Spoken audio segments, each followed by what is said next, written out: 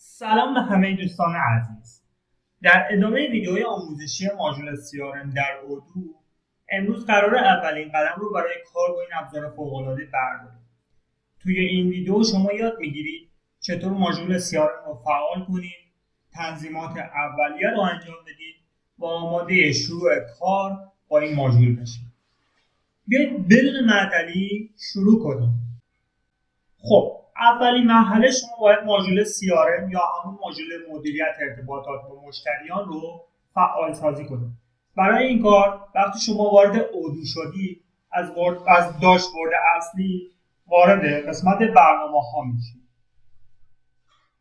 و اینجا شما ماژول مدیریت ارتباط با مشتریان رو میبینید.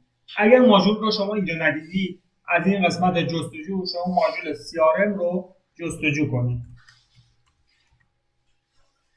و اون رو فعالش کنید.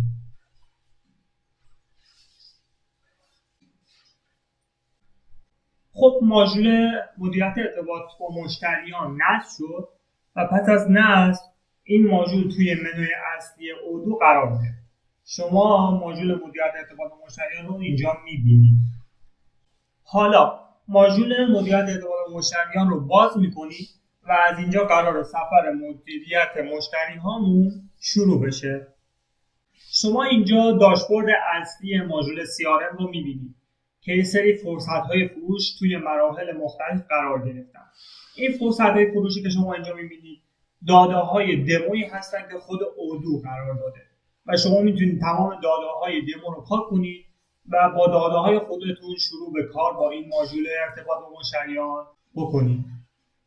خب اینجا ما میخوایم با یه سری تنظیمات پایه و ضروری کارمون رو شروع کنیم و این تنظیمات رو بررسی کنیم تا کارمون به بهترین شکل شروع بشه.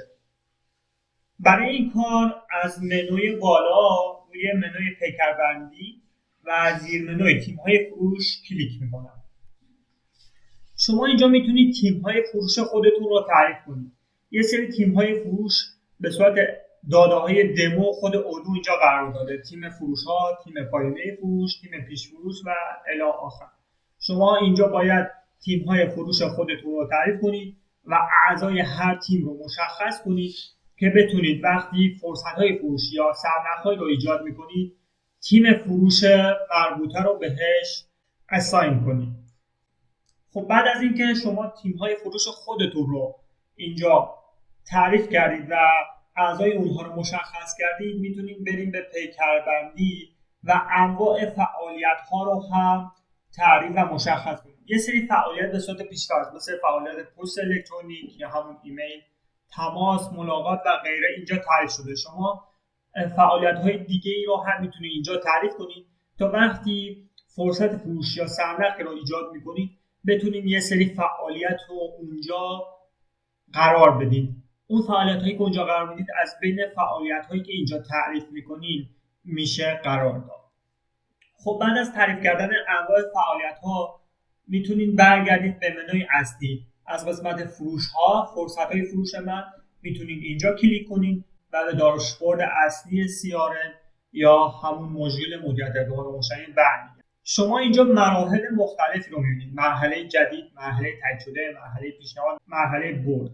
که این مراحل به صورت پیش‌فرض توسط خود اودو اینجا قرار داده شدن و شما اگر طبق استراتژی فروشتون مراحل متفاوتی برای فرصت‌های فروشتون دارید میتونید این مراحل رو پاک کنید و مراحل خودتون رو تعریف کنید یا میتونید همین مراحل رو ویرایش کنید و اسم‌های اونها رو تغییر بدید.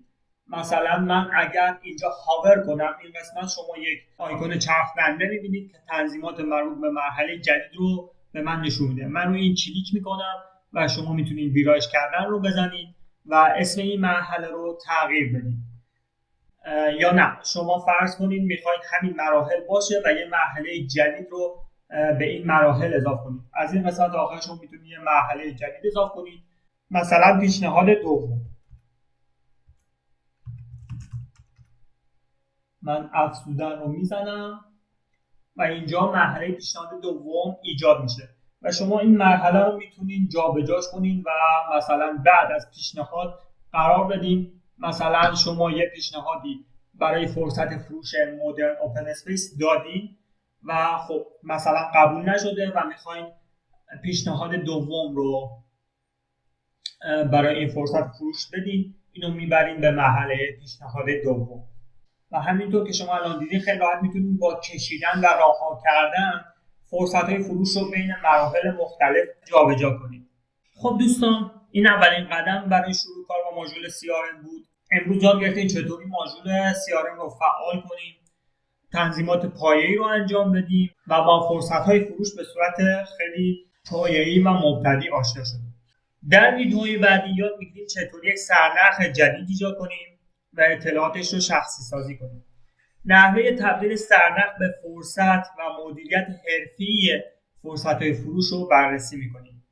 اگه این ویدیو براتون مفید بود، حتما کانال رو سابسکرایب کنید و نظراتتون رو هم برام بنویسید. تا ویدیوی بعدی، خدا حافظ.